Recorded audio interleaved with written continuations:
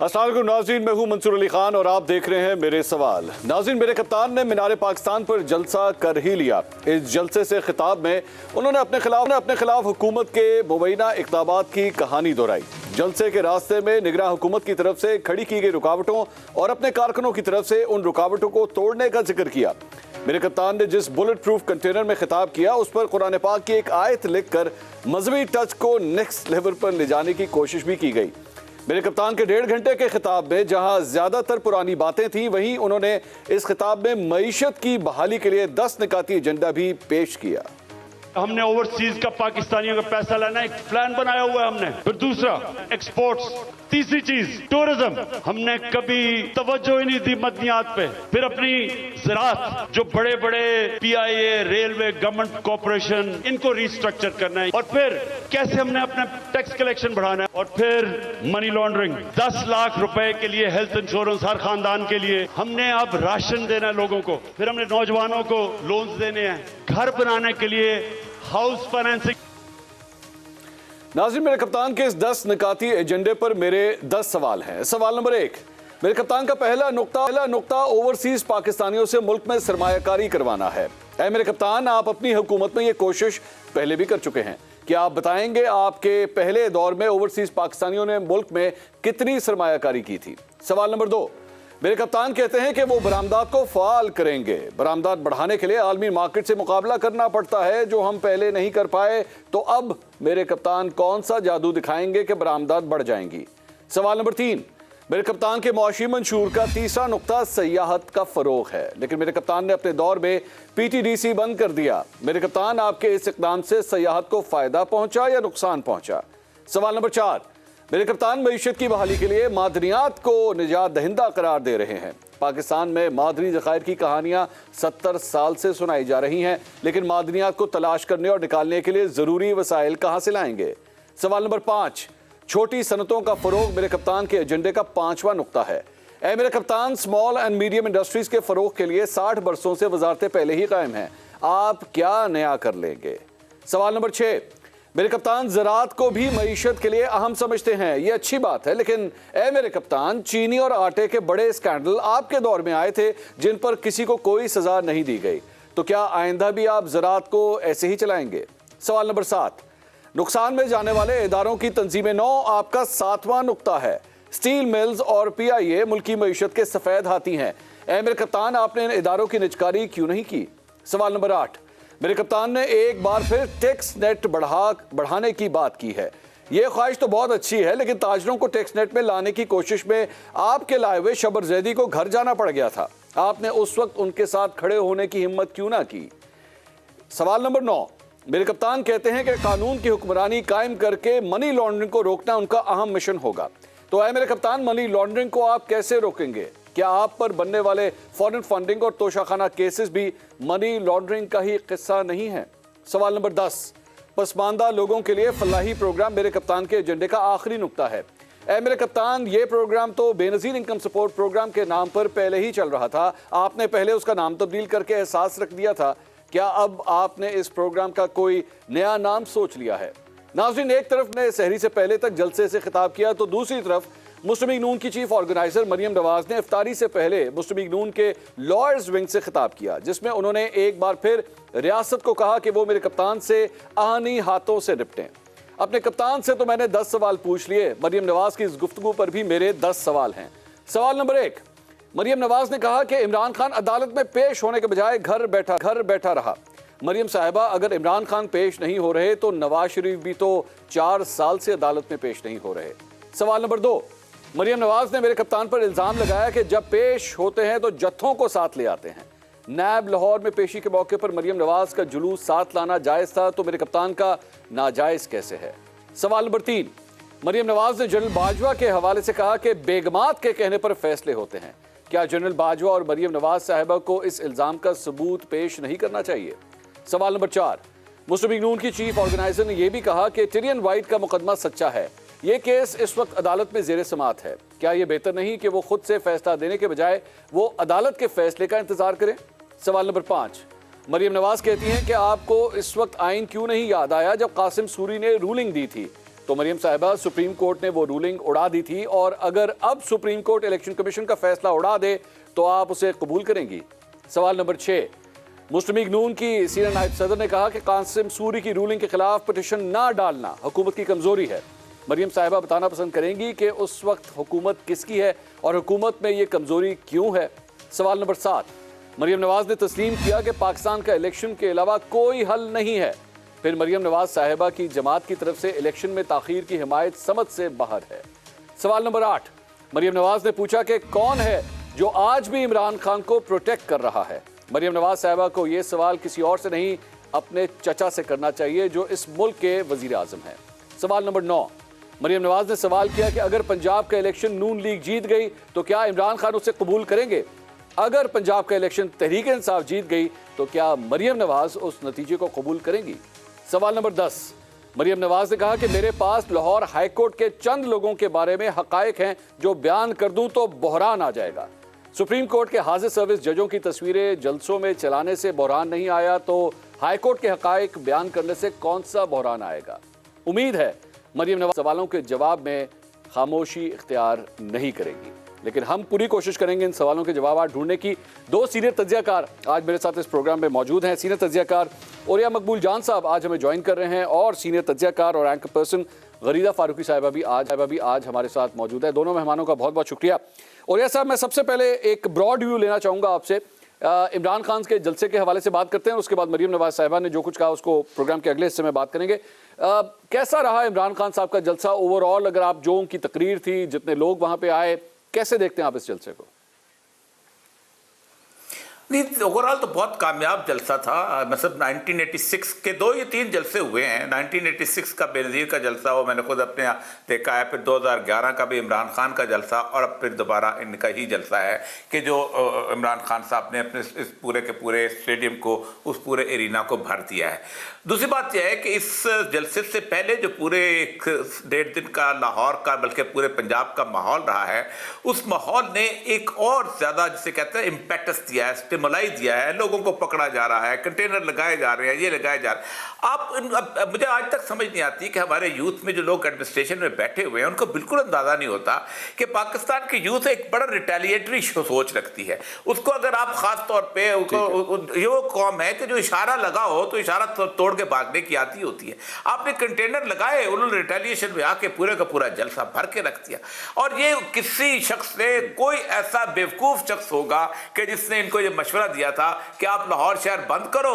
अब उसमें 2 चीजें होती हैं। अगर इमरान खान का जलसा कम होता तो कहता देखो कमाल की बात है, लोगों को तो रोक दिया। अब इमरान खान का जलसा बड़ा हो गया है, तब भी उसकी तो चित-पट दोनों उसके हाथ में दे दी हमने। इससे बेवकूफ एडमिनिस्ट्रेशन हो नहीं सकती कि दोनों मैं एक बुरे एडमिनिस्ट्रेशन में किसी बुरी जगह पे किसी की पोस्टिंग हो जाए, वो अपने आप को अच्छा समझता है। क्यों कहता है अगर मैं नाकाम रहा तो कहेंगे जगह ही बुरी है, कामयाब हो गया तो कहे अफसर बहुत अच्छा है। यही वो हालत जो है इन लोगों ने की है। जलसा उनका बहुत अच्छा था। और सबसे एक बात, आपने उनके 10 प्रोग्राम जो पेश किए हैं, जो कुछ भी है एक दिया लोगों को कि मैं ये करना चाहता हूं, मैं ये करना चाहता हूं। आप उसके मुकाबले के अंदर जो पार्टियां हैं, 13-14 पार्टियां हैं। अब 13-14 पार्टियों में वाहिद सिर्फ बेनज़ीर, उसकी मरियम नवाज की पार्टी रह गई है। वही एक है जो इमरान खान का मुकाबला। बाकी तो सारे जो है वो चाय पी रहे हैं। वो जो कहते हैं ना, उसका कहा करता था उमर शरीफ कि समीउल्लाह और कलीमुल्लाह खेल रहे हैं, बाकी सारी टीम चाय पी रही है। इस वक्त नून लीग जो है वो खेल रही है इमरान खान के मुकाबले में, बाकी सब चाय पी रहे हैं। और मरियम नवाज ने भी कोई जवाब पहला पॉइंट, सिर्फ एक पॉइंट पे मुझे जवाब दीजिएगा। एक पॉइंट पे सिर्फ जवाब दीजिएगा। आपने जो शुरू में बात कहा, आप ये कह रहे हैं कि ये जलसा मोहतरमा बेनज़ीर भुट्टो का 1986 का जो जलसा था मीनारे पाकिस्तान पे, ये वैसा जलसा था? नहीं, एक बात तो यह है कि उस जलसे के ऊपर किसी किस्म की कोई पाबंदी नहीं लगाई गई थी। वो जलसा जो था वो मैं उस वक्त उसको जलसे को हमने शेरपा ब्रिज से लेके वहां तक देखा था। वो जलसा खासा बड़ा था। अच्छा। लेकिन ये जलसा जो है, जितनी पाबंदियां हुई हैं ना, जिस तरह की सूरत हाल रखी है, उसके हिसाब से आप उसको मैच कर सकते हैं। कोई इतना बड़ा मसला नहीं है। क्योंकि उसमें ना आप खुद देखें कि रात 3-3 दिन से लोग सिंध से आए बैठे हुए थे। खुद मुझे याद है अच्छी तरह की जो नहर का पुल है, इससे लेके अपना कैंट तक लोग ही लोग थे, सिंध से आए हुए थे, बाकी जगहों से आए हुए थे।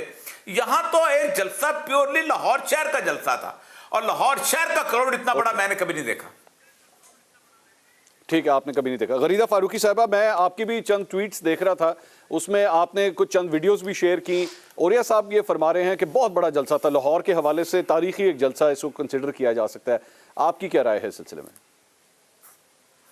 इतना बड़ा और इतना तारीखी जलसा था मंसूर अली खान साहब के, पाकिस्तान तहरीक इंसाफ के लोगों को, उनके कारकुनान को, उनके सोशल मीडिया के जितने भी मुजाहिदीन हैं, सबको पुरानी वीडियोस उठा उठा के लगानी पड़ रही थी। 2011 के जलसे की, 2013 के जलसे की उठा उठा के लगा। इतना बड़ा जलसा था कि उनके पास वीडियोज ही नहीं पहुंच पा रही थी। तो ये इससे आप अंदाजा लगा सकते हैं कि कितना बड़ा, कितना तारीखी जलसा था। कल का जो जलसा था अच्छा जलसा था, लोग उसमें थे मौजूद, लेकिन किसी भी तौर उसको तारीखी, उसको बहुत बड़ा जलसा नहीं कहा जा सकता। खासतौर पे पाकिस्तान तहरीक इंसाफ 2011 से जब से इसने जलसे करने शुरू किए हैं, तो मैंने इनका हर जलसा, इनका हर लॉन्ग मार्च मैंने कवर कर रखा है। तो मुझे याद है कि 2011 का मीनार पाकिस्तान का जलसा कैसा था, फिर उसके बाद कराची का मज़ार कायद का जलसा कैसा था। नो डाउट पाकिस्तान की तारीख के तारीखी जलसों में से वो वाले जलसे करार दिए जा सकते हैं।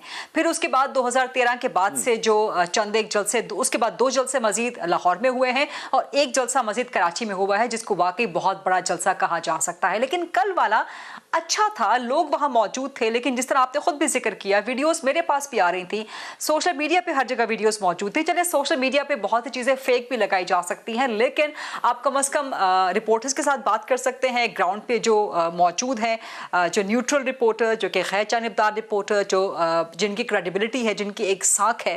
तो मैंने उन सब रिपोर्टर से बात की, इवन जो पाकिस्तान तहरीक इंसाफ की तरफ टिल्ट भी रखते हैं, मैंने उन सहाफ़ियों से भी बात की। तो उन्होंने भी यही कहा कि ये जलसा अच्छा है, लोग आए हुए हैं, गिवन दैट के हुकूमत ने, निगरान हुकूमत ने बड़ी पाबंदियां लगाई जो कि नहीं लगानी चाहिए थी। एक जमहूरी हुकूमत में आप रह रहे हैं, एक जमहूरी मुल्क में आप रह रहे हैं, इलेक्शन का माहौल बना हुआ है। अगर इसको इसी से रिलेटेड एक और सवाल करूं, आप समझती हैं कि इस वक्त जितना भी जलसा इन्होंने किया, चले आपकी एक अपनी राय है, लेकिन जितना बड़ा भी ये जलसा किया पंजाब के अंदर, लाहौर के अंदर, क्या कोई दूसरी सियासी जमात इतना ही बड़ा जलसा कर सकती है?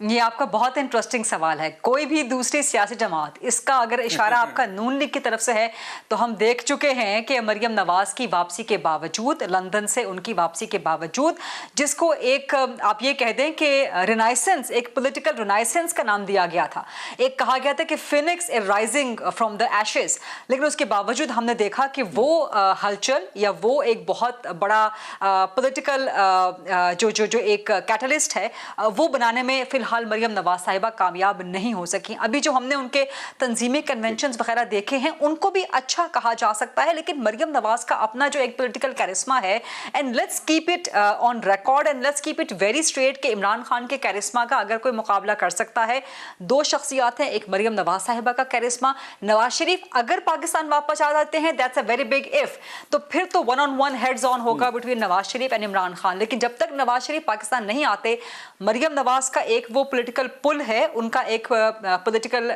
एक मैग्नेटिक, एक कैरिस्मेटिक शख्सियत है, जिनके नाम पे लोग जाते हैं, कारकुनान जाते हैं। और इस तरह से बिलावल भुट्टो जरदारी, ये वो 2 लोग हैं पीपल्स पार्टी में, बिलावल भुट्टो साहब, और नून लीग में मरियम नवाज। लेकिन इसके बावजूद आपका सवाल बिल्कुल दुरुस्त है, बिल्कुल जायज है कि इन सर्कमस्टेंसेस में, इन हालात में इमरान खान के अलावा इतने लोग भी पुल अप करना, लास्ट मुझे नहीं याद कि नून लीग ने कब मीनार पाकिस्तान में जलसा किया था, आपको याद होगा मंसूर खान साहब, तो आप मुझे बता दीजिए, आप लाहौर में रहते हैं, आप पंजाब की सियासी तारीख से बहुत अच्छी तरह वाकिफ हैं। पीडीएम का आखिरी जलसा हुआ था उस वक्त, तो उसके अंदर वहां पे उस जलसे का भी जो हशर हुआ था, भुट्टो भी थे, मौलाना फजल रहमान भी थे,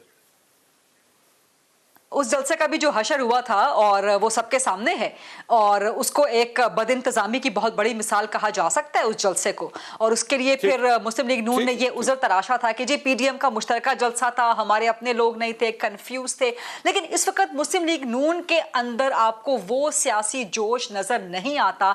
मिसाल के तौर पर उनके एमएनएस के अंदर, उनके मैं मुस्लिम लीग नून को ना, मैं अभी डिटेल से डिस्कस करता हूं, अभी प्रोग्राम के अगले हिस्से में मैं जरा ओरिया साहब के पास एक दफा फिर जाना चाहूंगा। ओरिया साहब, मैं जरा स्पीच की तरफ आता हूं, जो खान साहब की 1.5 घंटे की स्पीच थी। मैंने सर उसके अंदर तकरीबन, मैं रफली एक काउंट कर रहा था, कुछ 40-50 दफा गुलामी, गुलाम, ये लफ्ज जो है बार बार यूज किया गया। अब करते हैं सियासतदान ये रेटरिक इस्तेमाल करते हैं, एक पर्टिकुलर वर्ड को जो है बार बार अपनी ऑडियंस की तरफ थ्रो करते हैं ताकि उनको जो है ये एहसास दिलाया जा सके कि आप विक्टिम हैं, मैं सेवियर हूं, मैं आ गया हूं आपको बचाने के लिए। लेकिन इमरान खान साहब, आप समझते हैं कि वाकई वो सेवियर हैं, वाकई वो शख्सियत हैं जो पिछले 75 साल से पाकिस्तान की सियासत के अंदर जो कुछ लोगों के साथ होता जा रहा है, इमरान खान साहब आएंगे और वो इस सबको तब्दील कर देंगे, जबकि एक्चुअली जिस सिस्टम की वजह से सब कुछ हो रहा है, इमरान खान साहब तो खुद उसकी प्रोडक्ट नहीं है। ये बात आपकी बिल्कुल ठीक है। मसला सारा यह है कि डेमोक्रेटिक पॉलिटिक्स में जो अहम तरीन बात होती है, जो ओरेटर होता है ना, वो समझता है कि उसने नब्ज के साथ कैसे खेलना है। आप सोचें कि इन द बिगनिंग जब इमरान खान ने वहाँ तकरीर शुरू की है और उसने कहा है कि मैं, हो सकता है ये मेरा आपके साथ आखिरी तकरीर हो, तो मैं हैरान होंगे कि लोग जो थे वो एकदम जिसका था स्टन होके अजीब गरीब कैफियत में चले गए, आंसू और ये और वो। ये एक मुकर्रर का एक काम होता है, मुकर्रर खेलता है। हमने भुट्टो को देखा, खेलता था भुट्टो, अच्छा। खेलता था और उसके साथ उसको भी पता था कि वो अमेरिका को नहीं छोड़ सकता, उसको भी पता था कि वो ये सारे के सारे मामला नहीं कर सकता, ताशकंद का मामला नहीं कर सकता, मुदरमान कमीशन रिपोर्ट के लोगों को नहीं सजा दे, उसको भी पता। ये बेसिकली इमरान खान साहब को खेलना आ गया है। और वाकई बहुत उनसे नफीजुल्लाह नाज़िर साहब एक उसमें कह रहे थे कि वो छोटे छोटे फिक्रों से वो समझता है कि कहाँ नफ्स पे हाथ रखनी है, कहाँ चलना है। उसके मुकाबले पे बंदा चाहिए कोई आपको जो कि अवाम के जज्बात से के साथ चलता हो। मतलब आज मैं आपको एक मजेदार बात बताता हूँ। आपके समय में भी मैंने वो तस्वीर चल रही थी मरियम नवाज साहब की, एक मिनट हो रहा है सब, एक मिनट मैं यहाँ एक सवाल करना चाहूंगा। अवाम के जज्बात के साथ चलना या अवाम के जज्बात के साथ खेलना, मुझे इसको जरा डिफाइन करके बताइए। दोनों चीजें होती है। देखा, आप खेलते तो हैं ना, you are playing with the emotions ना। मुकर्रर तो खेलता है, मुकर्रर तो रुलाता है, मुकर्रर तो हंसाता है, मुकर्रर तुझे जब तो रेटर तो यही करता है। देखिए at the end of the day क्या होता है, ये अगली परफॉर्मेंस का लेवल अगला है।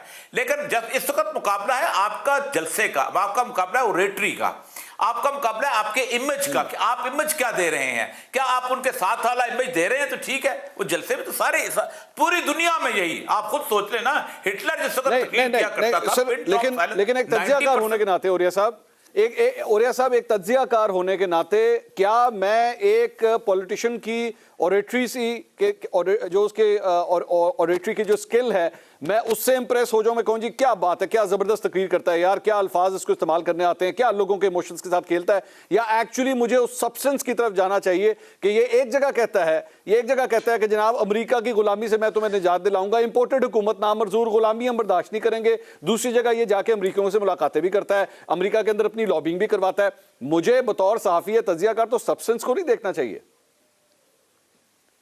मतलब बिल्कुल ठीक है, आपको देखना, मुझे भी देखना चाहिए, आपको भी, हम दोनों देखते हैं। लेकिन मसला सारा यह है कि मैं और आप जिस वक्त एक टीवी के चैनल पे होते हैं ना, तो हम उसके हिसाब से ऑडियंस दें। जिस तरह का प्रोग्राम होता है वैसे हम ऑडियंस करते हैं, ऐसी गुफ्तगू करते हैं जिस तरह के ऑडियंस होते हैं। ये कभी नहीं हुआ कि मैं और आप एक बहुत शानदार किस्म की ऐसी तकरीर शुरू करते हैं, ऐसा प्रोग्राम शुरू करते हैं जो आवाम के सरों से गुजर जाए। यही हालत सियासतदान की, और सियासतदान वहाँ कर रहे हैं। जब इस बात पे आएंगे कि वो जलसे की तकरीर को अलहदा करके करवैया है, तो उस पर हम अगले प्रोग्राम के हिस्से में डिस्कस कर लेते हैं कि कौन निकल सकता है गुलामी से, और पाकिस्तान अमेरिका की गुलामी से कौन निकाल सकता है। शायद कोई भी ना निकाल सके, और ये एक बहुत बड़ा रिटोरिक है, और ये ख्वाब भुट्टो से पहले भी लोग दिखाते चले आए हैं। ओ कमर इसमें फैज जैसे लोग दिखाते चले आए हैं। इमरान खान साहब भी वो रेटरिक लेके चल रहे हैं। ये है,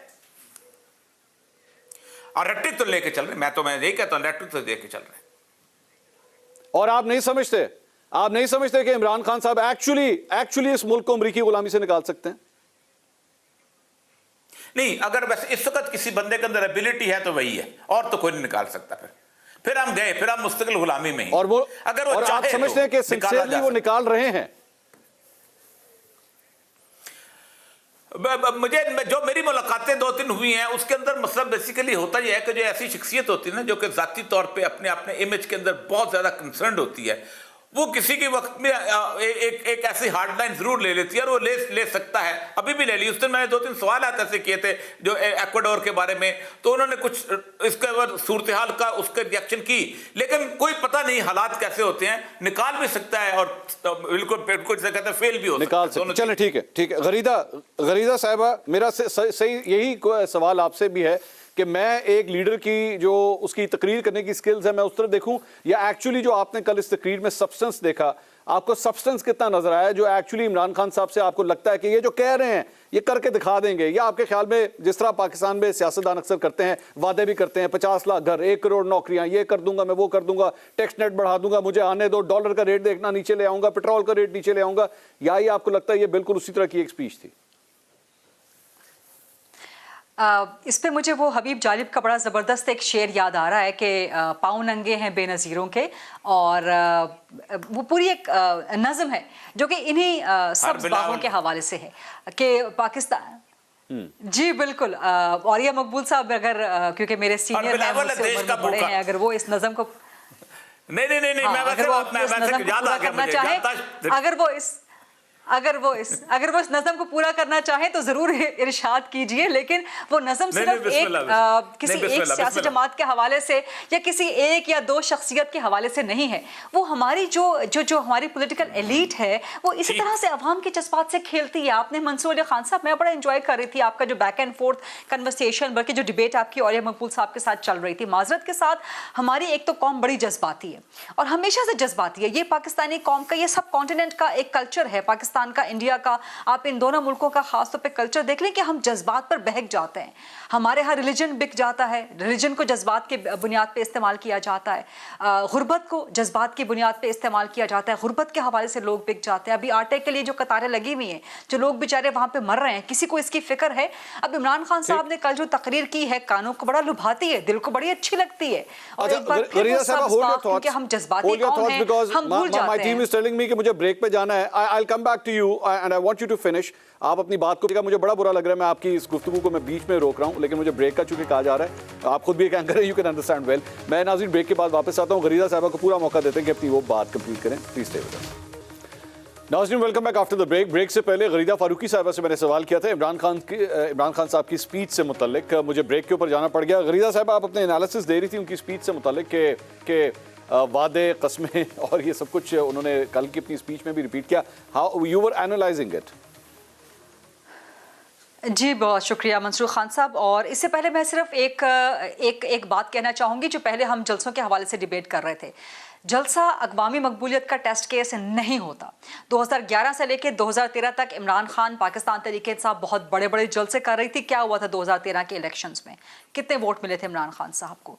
फिर 2013 से लेकर 2018 तक लॉन्ग मार्च किया, रैलियां की, जलसे किए, बहुत अच्छे, बहुत बड़े बड़े जलसे किए। लेकिन 2018 के इलेक्शंस में क्या हुआ? अगर अवामी मकबूलियत जलसों के हवाले से ही आप कैपिटलाइज करने की कोशिश करें, या उसी के आप बेस करके उसे आप अपना याद स्टिक कर लें, उसको अपना एक मेजरमेंट की स्टिक ले लें, तो फिर 2018 के इलेक्शंस को इतने बड़े पैमाने पे कि पाकिस्तान की तारीख की सबसे बड़ी, सबसे मुनज़्ज़म धांधली हुई, वो करने की ज़रूरत क्यों पेश आती? अगर 2011 से लेके 2018 तक के तमाम जलसों का रिकॉर्ड पाकिस्तान तहरीक इंसाफ का निकाल दिया जाए, तो फिर 2018 के इलेक्शंस में कराची में जो हाल हुआ, आज तक कराची उसका भुगत रहा है खमियाजा। पाकिस्तान में रिग्ड इलेक्शंस का खमियाजा आज तक भुगत रहा है। पाकिस्तान के अदम इस्तेहकाम चल रहा है मुसलसल, समझ कुछ नहीं आ रही कि कौन सी सियासी जमात चलाए इस मुल्क को, किस तरह से चलाए। तो अवामी मकबूलियत का टेस्ट केस जलसे नहीं होते, इलेक्शंस होते हैं। इलेक्शंस होने चाहिए, चाहे आज हो, चाहे 30 अप्रैल को हो, चाहे अक्टूबर में हो, अपने टाइम पे हो, गिवन दैट कि आपकी अवामी मकबूलियत जेन्युइन हो। इस वक्त प्रॉब्लम क्या है पाकिस्तान तहरीके इंसाफ को, इमरान खान साहब को, उनको पता है कि क्या इमरान खान साहब की अवामी मकबूलियत जेन्युइन नहीं है, आप समझती हैं? मैं आपके इसी सवाल का जवाब देना चाह रही थी कि अगर पाकिस्तान तहरीके इंसाफ, खान साहब को लगता है कि उनकी अवामी मकबूलियत जेन्युइन है, लेकिन मसला क्या है कि उनको खुद भी पता है कि वो इस वेव को सस्टेन नहीं कर पाएंगे अक्टूबर तक, इसीलिए वो चाहते हैं कि इसी वेव के अंदर अंदर इलेक्शन हो जाए। क्यों? अगर आपकी अवामी मकबूलियत जेन्युइन है तो आपको प्रॉब्लम, मैं वही जवाब देना चाह रही हूँ कि अगर आपको यकीन है कि आपकी जो पॉपुलैरिटी है वो जेन्युइन है, तो फिर इलेक्शन अक्टूबर में हो, चाहे नवंबर में हो, चाहे दिसंबर में हो, आपको तो प्रॉब्लम नहीं होना चाहिए। क्योंकि पीडीएम जिस तरह से हुकूमत कर रही है, जिस तरह से गवर्नेंस कर रही है, फिर तो आपकी बल्ले बल्ले होनी चाहिए। आपको तो खुशी से नाचना चाहिए कि जी हमारा तो अक्टूबर तक अगर ये हुकूमत इस तरह चलाएगी तो हमारा तो पॉपुलैरिटी का ग्राफ बहुत ऊपर जाएगा। मुझे ये एक्सप्लेन कीजिए कि आप क्यों समझती हैं, या आप कह रही हैं कि इमरान खान साहब अगर समझते हैं तो इसका मतलब है कि आपको भी डाउट है इस बात का कि इमरान खान साहब की पॉपुलैरिटी की वेव अक्टूबर तक नहीं रहेगी। This is I think what you're thinking. नहीं, मैं सवाल कर रही हूं, मैं सवाल नहीं, यहाँ पे सवाल नहीं, नहीं, मैं यहाँ पे सवाल नहीं, मैं सवाल कर रही हूँ, मैं इस वक्त अपना एनालिसिस सवाल की सूरत में इमरान खान साहब के सामने रख रही हूँ कि आपको अगर जल्दी है इलेक्शंस करवाने की और आप ये समझ रहे हैं, आपका बयानिया पाकिस्तान तहरीक-ए-इंसाफ का बयानिया ये है ना कि इस वक्त इमरान खान सबसे पॉपुलर जमात है और सबसे पॉपुलर जमात है, इसी बुनियाद पर इलेक्शन हो जाने चाहिए क्योंकि अवाम उनको वोट देने को तैयार है। तो अगर आज आप पॉपुलर हैं तो आपको अक्टूबर में इलेक्शन हो जाने पर किस बात का खौफ है? क्योंकि मैं इस बात पर बहुत क्लियर हूँ। मैं जब 10 अप्रैल को अदम एतमाद आई थी, मेरा उसी वक्त से मौक़िफ़ था कि आपको इमीडिएटली इलेक्शंस में चले जाना चाहिए, लेकिन दरमियान में खान साहब ने जब 2 प्रोविंशियल असेंबलीज डिसॉल्व कर दी, कोई लॉजिक तो होनी चाहिए ना। ऐसा नहीं होगा कि आप रात को बैठेंगे, कोई ख्वाब आपका आएगा, कोई आपके कान में फूंक देगा, आप सुबह उठ के इलेक्शंस असेंबलियां जो है वो तोड़ देंगे। कोई लॉजिक तो होनी चाहिए। ठीक है, आपका प्रेरोगेटिव है, चीफ मिनिस्टर्स का प्रेरोगेटिव है, लेकिन कोई सेंस होनी चाहिए ना, कोई सैनिटी होनी चाहिए। इस तरह तो जिसको हुकूमत मिलेगी वो 10 दिन बाद फिर असेंबलियां तोड़ देगा। मरियम नवाज साहिबा ने जो आज कहा, ठीक है, उन्होंने अपना एक सियासी बयानिया कैश करवाया है, लेकिन बात में लॉजिक तो है, सवाल में वजन तो है कि इस बात की गारंटी क्या है कि कल को इमरान खान की हुकूमत आ जाए, कौमी असेंबली में आ जाए, उनको अक्सरियत मिल जाए, प्रोविंशियल में से अक्सरियत मिल जाए, गारंटी क्या है कि वो दोबारा से नहीं तोड़ेंगे असेंबलीज? गरीदा साहिबा, क्या ये हकीकत नहीं है कि अगर कोई कल को ये कोई सीएम अगर इस तरह करता है या इमरान खान साहब इस तरह करते हैं, वो दोबारा असेंबली, मैं कहता हूं इलेक्शन होते हैं, 1 महीना हुकूमत चलती है, वो दोबारा असेंबली तोड़ देते हैं। अगर उनको सजा देनी है तो पाकिस्तान का वोटर देगा ना, पाकिस्तान का सिस्टम तो नहीं देगा। पाकिस्तान की ऐसी हुकूमत तो नहीं देगी कि वो ये कहे कि जी क्योंकि आपके दिमाग के साथ हम मैच नहीं करते, आपके एक फैसले के साथ हम मैच नहीं करते, तो ना हम आपको पैसे देंगे, ना हम आपको सिक्योरिटी देंगे, क्योंकि आपकी ख्वाहिश पे इलेक्शन नहीं होंगे। क्या आइन और कानून जब ये कह रहा है कि इस शख्स के पास ये राइट है वो असेंबली को डिसॉल्व कर दे, उसके बाद लोगों ने उसको सजा देनी है अपना वोट उसको ना देकर?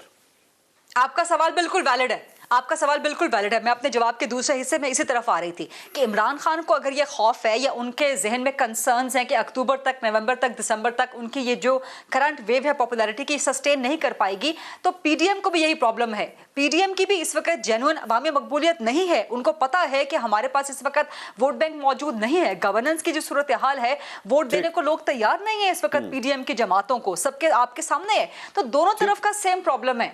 इमरान खान को पता है कि उनकी पॉपुलैरिटी अक्टूबर, नवंबर, दिसंबर तक सस्टेन नहीं कर पाएगी, इसीलिए वो इसी वक्त फॉरेन इलेक्शन चाहते हैं।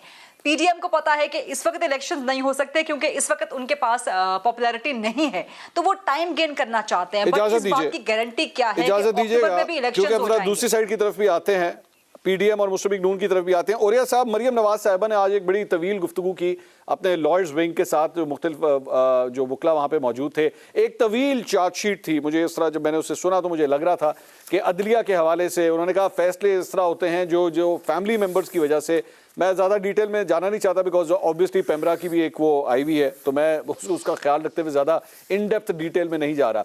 लेकिन मरियम नवाज साहिबा के हवाले से ये ज़रूर लग रहा है कि now she is going to start building on this narrative कि जनाब अदलिया चूँकि हमारे हवाले से फैसले नहीं देती, जिस तरह हमें मिलने चाहिए वैसे नहीं देती, इसकी वजह से आज ये जो कुछ हो रहा है। बिकेगा आपके ख्याल में ये नैरेटिव, बिकेगा आवाम के अंदर?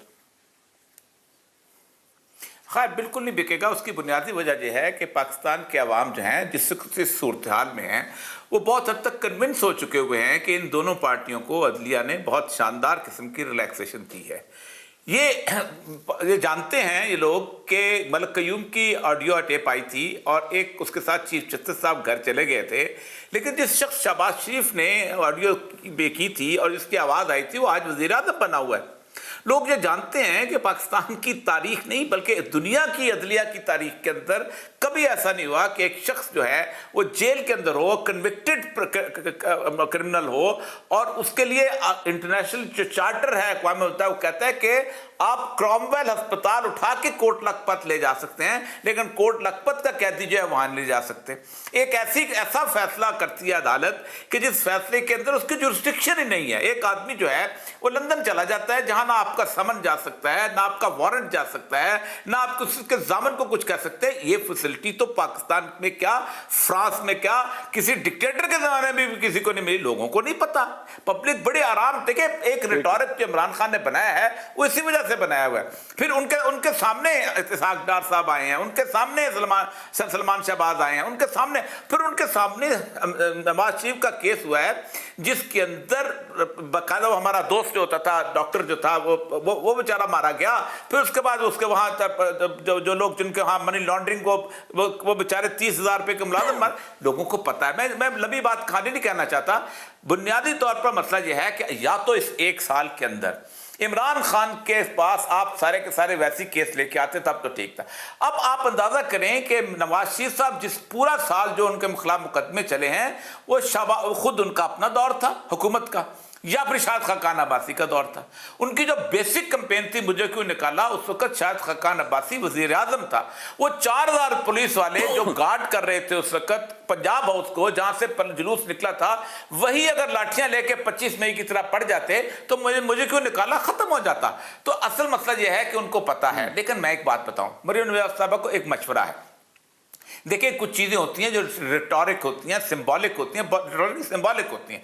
आज वो जिस कुर्सी पे बैठी हुई थी ना, उस कुर्सी को अगर आप देखें तो एक आम आदमी जो है उसको देख के सन्नाटे में क्या जबरदस्त किस्म की अब एक गरीब आदमी कंपेयर करना शुरू हो जाता है उससे, फिर वो उसके साथ आपकी एक एफिलिएशन नहीं बन पाती। वो ही मसला है उनका, वो अपने शायद समझती है कि शायद कौन सी कुर्सी सर, मैं ये वो जिस कुर्सी पे बैठ के उसकी बात करें, जिस शहाना कुर्सी पे आज जो तशरीफ फरमा थी, आपने वो देखा, वो पीछे जो चाइनीज वो सारे के सारे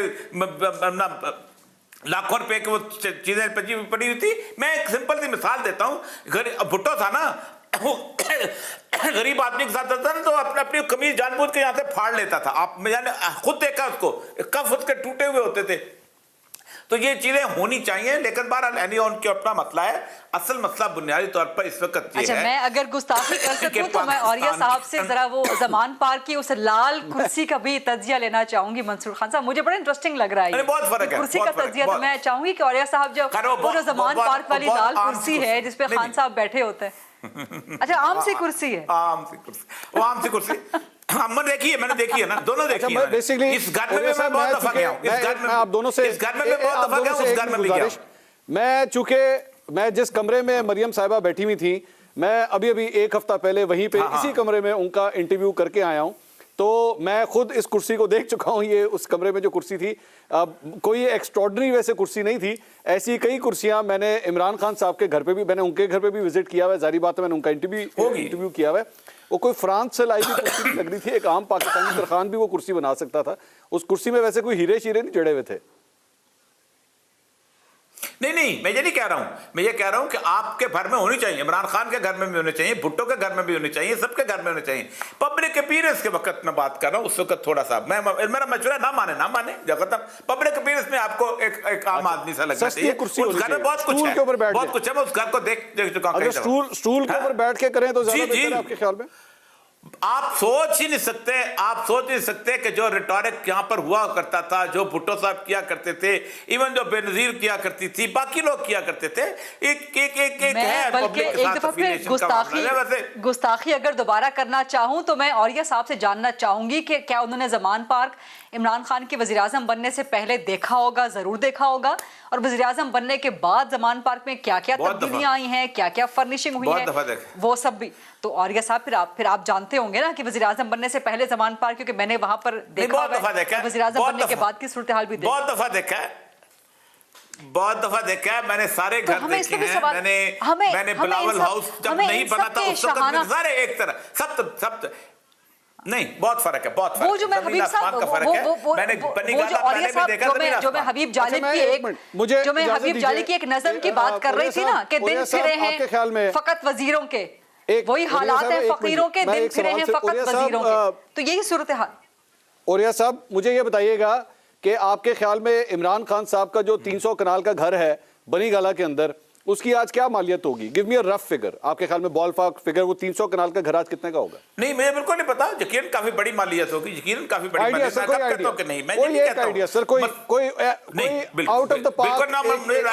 आइडिया मुझे तीनों घरों का कोई आइडिया नहीं है, आइडिया नहीं है, गलत बात क्यों करूं मैं, गलत बात, तीनों घरों का कोई आइडिया नहीं। नहीं, औरिया साहब और आप बता दें, आप बता दें। अगर आप अभी आप किसी एप्लीकेशन के ऊपर चले जाएं, किसी वेबसाइट के ऊपर चले जाएं, तो बनी गाला के अंदर मेरा ख्याल में अगर मैं एक रफ रेट भी दूं ना, 1 करोड़ रुपए कनाल का रेट होगा, मिनिमम 1 करोड़ रुपए कनाल का रेट होगा।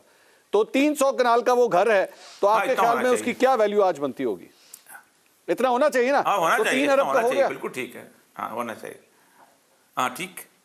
लेकिन क्या 3 अरब का खरीदा गया और था? मेरे ख्याल में जाती उम्र भी तकरीबन असल इतना मसला ही ये होगा, है। या थोड़ा से आगे पीछे ज्यादा नहीं, कम होगा, उतना भी नहीं, वो भी नहीं, मैंने भी कहा ना उतना खरीदा नहीं गया 3 अरब का। तो आज 3 अरब का वो नहीं खरीद सकते। लेकिन क्या इसको आप मैं बार-बार आपसे गुजारिश कर रही हूं मंसूर खान साहब, अपना कर सकते हैं। बहुत फर्क है, मैं बार-बार गुजारिश बहुत कर रही फर्क है, हूं बहुत कि फर्क है। वही एवरेज हालात फील्ड हैं का- फकीरों के, एवरेज दिन फील्ड का फिरे हैं कोना- फकत वजीरों के। जो कल जरिए इमरान साहब, खान बात साहब कंप्लीट स्पीच मैंने कर कहा रहे थे ना, एवरेज मैं फील्ड का बार-बार कोना आ मंसूर जाता खान उसके साहब अंदर। आपसे भी गुजारिश कर मैं आपसे कह रही हूं कि आपसे भी और औरिया साहब से भी बड़े अदब के साथ मैं बार-बार गुजारिश कर रही हूं कि हबीब जालिब समेत ये तमाम शायर, ये तमाम लोग, हम तमाम सहाफ़ी यही पीटते रह गए हैं, यही कहते रह गए हैं कि वही हालात हैं फ़कीरों के, दिन फिरे हैं फ़कत वज़ीरों के। तो आप जो एनालिसिस कर रहे हैं ना, आप जो कंपैरिजन कर रहे हैं 300 कनाल का घर और कितनी मालियत होगी, तो ये सब चीज़ें आप देख लें। कल जो इमरान खान साहब स्पीच कर रहे थे मीनार पाकिस्तान पे, और जिसका आपने भी एक एनालिसिस किया शुरू में, 10 सवाल आपने किए, खान साहब ने अपना एक चार्टर ऑफ इकोनॉमी दे दिया, एक चार्टर ऑफ गवर्नेंस दे दिया। तो 4 साल में क्या करते रहे खान साहब? कौन से हालात इस मुल्क के गरीबों के ठीक किए हैं? इस कदर बुरी गवर्नेंस, इस कदर बुरी सूरत हाल। और ये मकबूल साहब भी मेरा ख्याल है कि इससे एग्री करेंगे, सो मच सो कि पाकिस्तान तहरीक इंसाफ की अपनी गवर्नमेंट कहती थी कि जी हमारे तो दोबारा आने के चांसेस ही नहीं हैं। शेख रशीद साहब क्या कुछ कह के जनरल बाजवा, जो कि रिपोर्ट हो चुका है, चीजें सामने आ चुकी हैं, शेख रशीद साहब खुद जाके जनरल बाजवा को कहते रहे, रिपोर्टेडली जो कि रिपोर्ट हुआ है कि इमरान खान से नहीं चल रही है एग्री हुकूमत। करता हूं मैं बिल्कुल एग्री करता हूं औरिया साहब की बात से कि ये महंगी कुर्सियां जो हैं वो तब्दील होनी चाहिए, चाहे वो इमरान खान साहब की हो या मरियम नवाज की हो। एक सस्ता स्टूल रखना चाहिए। नहीं, क्यों तब्दील मंसूर खान साहब, क्यों तब्दील होनी चाहिए? क्यों तब्दील होनी चाहिए? अच्छा अगर लगेगा किसी को अल्लाह ने अच्छा लगेगा, इंप्रेशन अच्छा जाएगा। प्लास्टिक की कुर्सी। अच्छा, मुझे बड़ा इंटरेस्टिंग लगा शुक्रिया कि औरिया साहब ने फरमाया कि बहुत शुक्रिया जान साहब आपका, गरीदा फारूकी साहब आपका। नाज़रीन, प्रोग्राम से आज इतना, अब तक के लिए इतना ही। अलबत्ता मेरी जो कुर्सी है आप यकीन कीजिए वो बहुत सस्ती है, जिस पे मैं बैठ के प्रोग्राम करता हूँ। अगले हफ्ते आपसे दोबारा मुलाकात होगी। अल्लाह हाफिज़।